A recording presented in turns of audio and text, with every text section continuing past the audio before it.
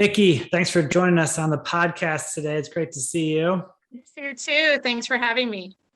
Absolutely. Absolutely. Let's jump right in. I love one of the things I know about your organization is you guys really focus on hope. And specifically, I think the tagline is "We Raise Hope" because the name of your organization is the Buckeye Ranch. So it's a pretty clever saying, I think. So talk to us about that. What are you guys up to down there in Ohio, and what does that mean? We raise hope. Sure. So the Buckeye Ranch, this is our 60th year of providing raising hope and healing actually for children, youth, and families in the Central Ohio. I joined the organization just in 19, so 3 years ago, and it's a great organization. Our primary areas are mental health, child welfare, and education. And so clearly, we all, having experienced the pandemic, can recognize that when you're not in a mentally healthy space, right, you're really not focusing on hope. You're focusing on day-to-day, making it through. So we're very focused on helping children feel loved, feel belonging, so that they can be healthier, actually. And we believe at the Buckeye Ranch when that children and their families are healthier, then they have the ability to give back to their community, give back to their family, and we think communities will thrive. So that's what we're focused on, is helping Central Ohio thrive here. That's awesome. And I think most people understand mental health. Most people probably understand education, but that middle one of child welfare, what does that mean? Mm-hmm. Sure. So we provide traditional child welfare services, like a safe and loving foster home for children who need that, who cannot remain safely in their community because of abuse or neglect that they've experienced. But we're also very focused in our child welfare area of providing services to families who are at risk of being removed or coming into an out-of-home placement. So we have an opportunity here in Franklin County, Columbus area of Ohio to provide we call it our Permanent Family Solutions Network. And that means that we contract with the county government to serve very much like they do. So every month we have 34 new families referred to our organization who have been identified as high risk or have already been identified for having abusive and neglectful patterns within their home.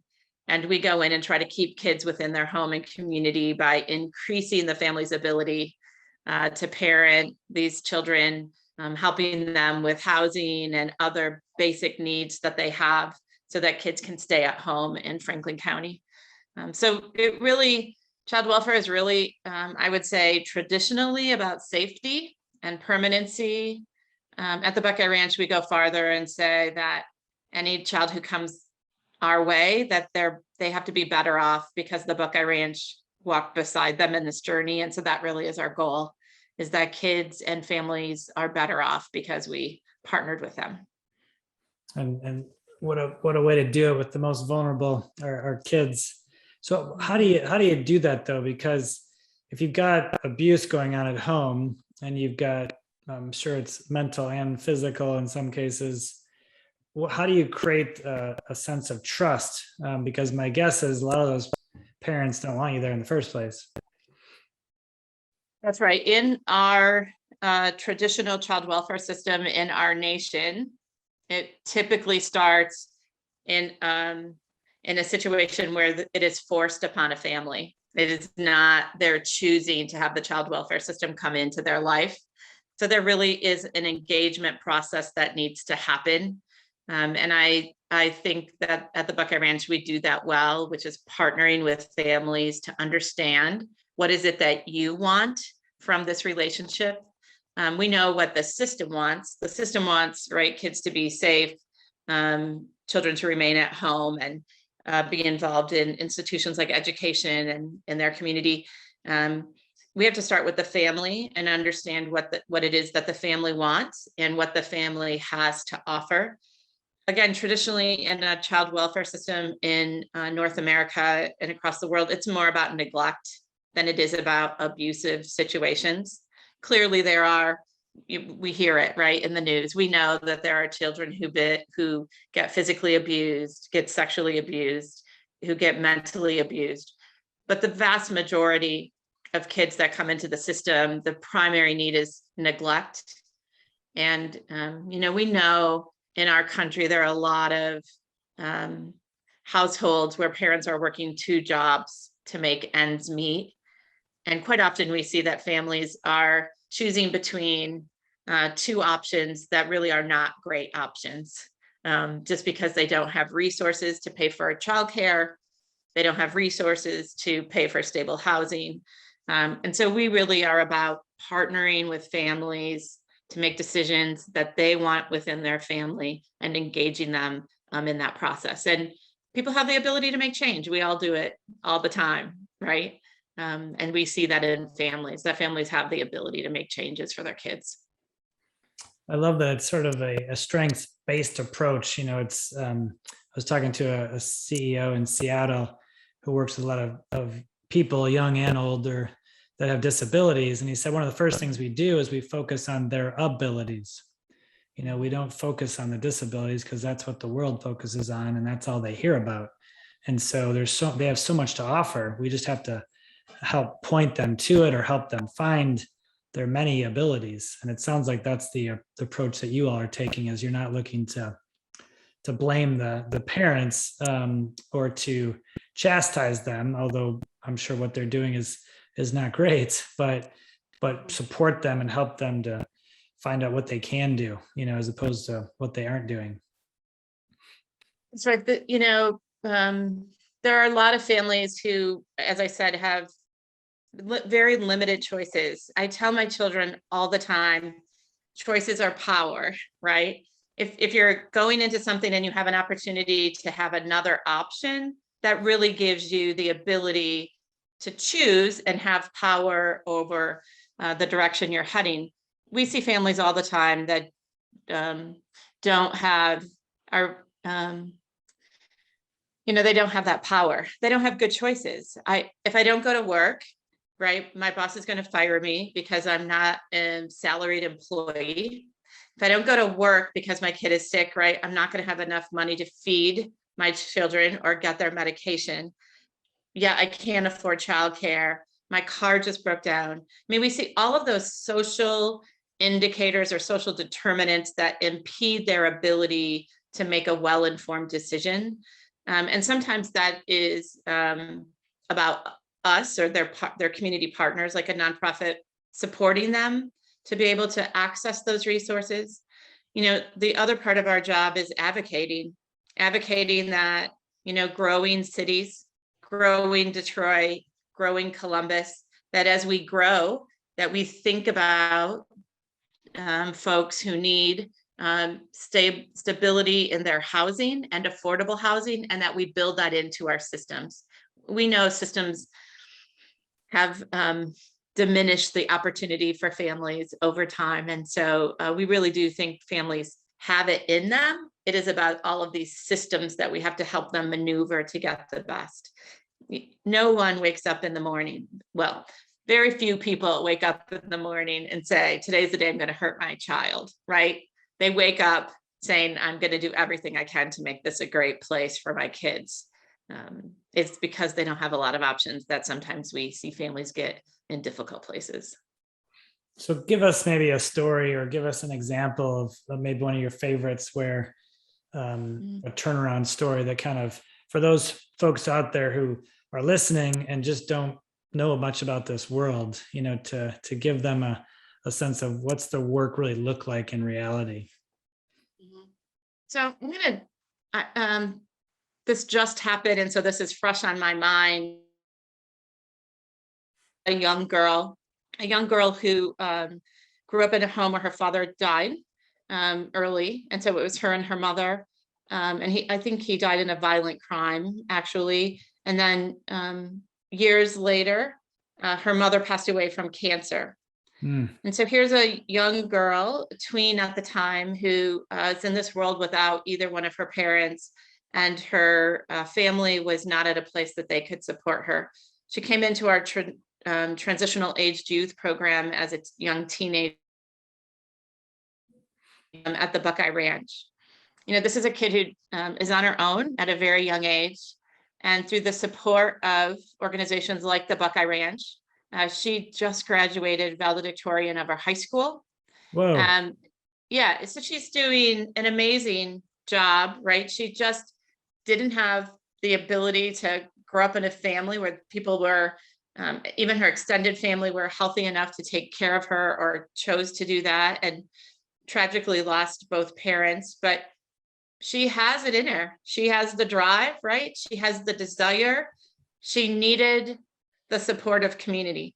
That is no different than what I have, or I'm guessing you have, Tom, in our friends and family, right? We have the ability to pick up the phone and say, could you help me out with this because I am stuck?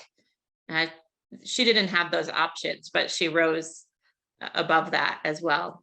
I think of another family, a story that comes to mind, a 2-parent household.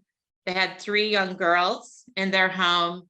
And, Ohio was one of the states that got hit hardest by the opioid crisis. And so here her father got addicted to opioids. Her mother started coping with alcohol use. And so here they are trying to take care of these 3 children that they love, and they are struggling with substance abuse issues. Those kids got identified and came into the child welfare. We were working with the oldest. Her role in that family was she did everything she could to protect her kids, which meant that she was not going to school regularly. So she came into our day treatment schools. She made up years that she had lost on her education. And her parents worked hard to get into recovery of their substance abuse, their addiction. And so with that disease being managed, and with her doing better in school, that family just recently was able to be reunited. And the Buckeye Ranch just continues to support them in their home and community, because that's a major transition, and it's a lifelong journey, right, to deal with recovery from an addiction. And so that is another example of that family loves those 3 girls. They will do what it takes to have those girls home with them. But it's no small hurdle to overcome an addiction. So we're glad we were there to support them. That's amazing. It's and such a life-changing event, frankly, a turning point for those kids' lives, because you could have those girls, or the girl in your previous story, could have gone in numerous different directions with their life. And the fact that Buckeye's there to help, it reminds me of my dad was going through his sort of genealogy and really getting interested in where his family came from and whatnot. And he finally found a record that his grandparents on the census, I think this was like 1900 census, had 2 people on their registry that weren't the same last name. And so for years, he was trying to figure out what was going on. And he finally figured out that the same thing happened, that basically the parents one of them had passed away, and the dad had just given the kids up and left town. And, back then there were no Buckeye ranches in Pennsylvania. So my great grandparents basically took these 2 neighborhood kids in and raised them for years. And it just, I've never seen something sort of impact my father so much, to be connected to his his grandparents in such a way that, made him feel really proud, to be a part of this lineage. But it's a different era, that we're living in now, where unfortunately there's not as many of that tight-knit community to support people. That's right. And we live in a culture that, it's a great America to say, there's entrepreneurs who can do it themselves, and, to kind of frame your own journey, but not everyone has the same opportunities, right? And so we are a culture that says, pull yourself up by your bootstraps, you can do this. But there are certainly challenges for kids whose parents can't do it, that they need the support of organizations to help them through. And people are resilient and amazing and want to really thrive. And so we're glad to be part of that.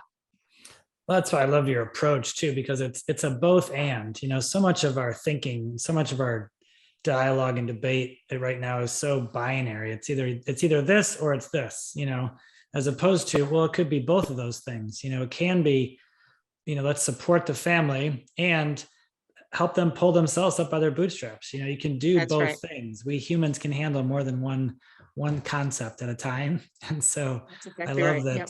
I love that you're taking that approach. It's not feed them, give them a fish or teach them how to fish. It's how do we do a bit of both so that ultimately they can be on their own and independent and successful in life, and move forward with their strengths, as opposed to being focused on what they don't have and, the tragedy of it all. My previous podcast guest was my neighbor, my 98-year-old neighbor. And if you haven't listened to it yet, you should go listen to it because she's got some amazing life lessons, life gems in there.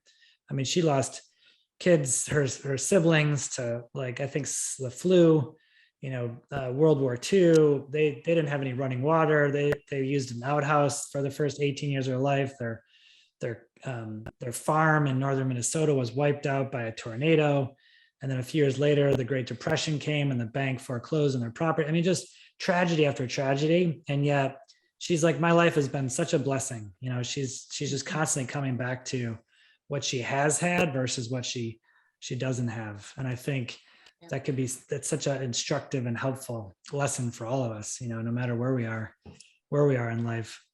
So talk to us about, you're the CEO and one of your primary jobs is obviously to create a great team, to create a good culture so that people can thrive in. How do you think about that so that the frontline work, the examples you just gave us, can happen?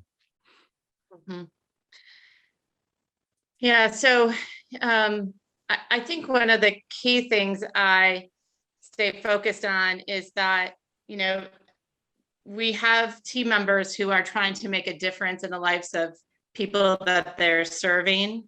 We have to make space for them, right, to do that well. And that means making sure that people have tools at their disposal, they have the resources they need, that we understand what they desire.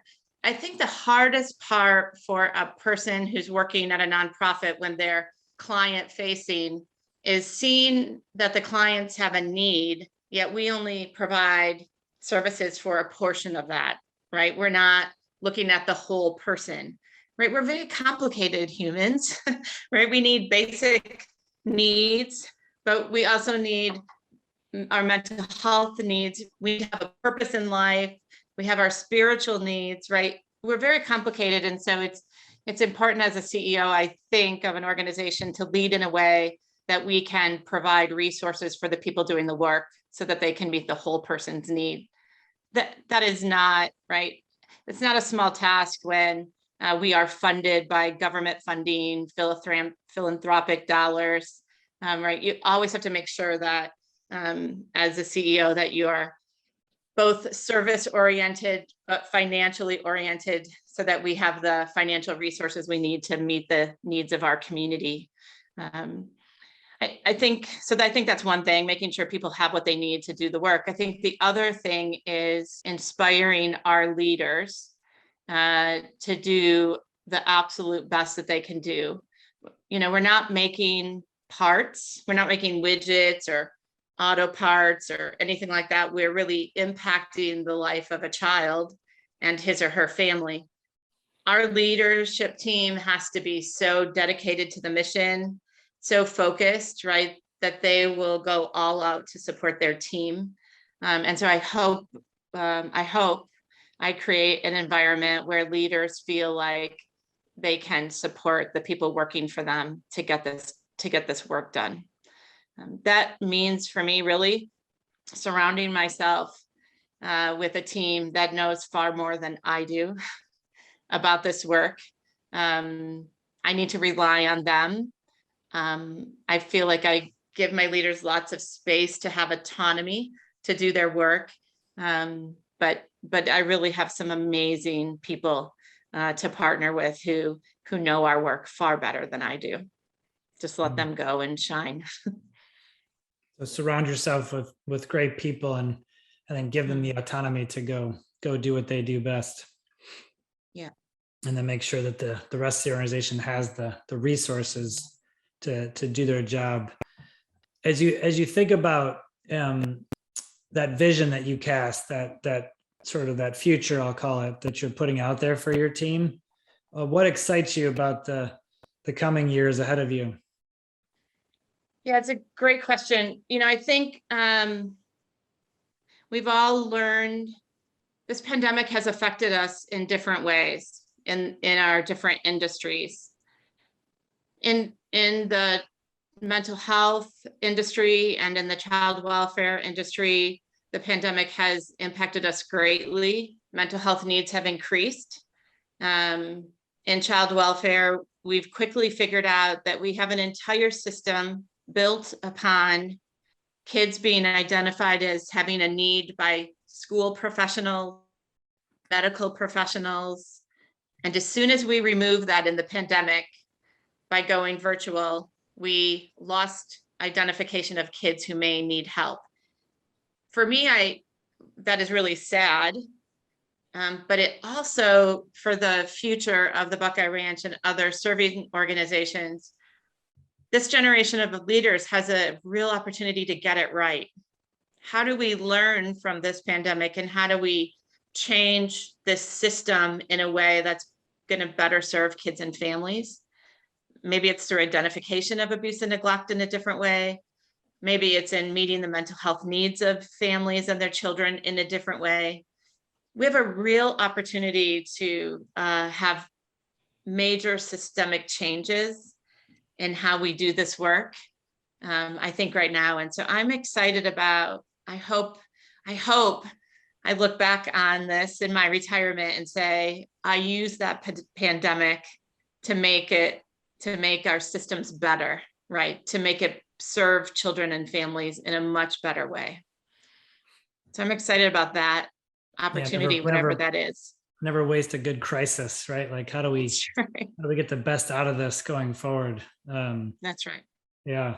And as the CEO, what do you see your role is in that? How do you bring that future to life? Mm-hmm.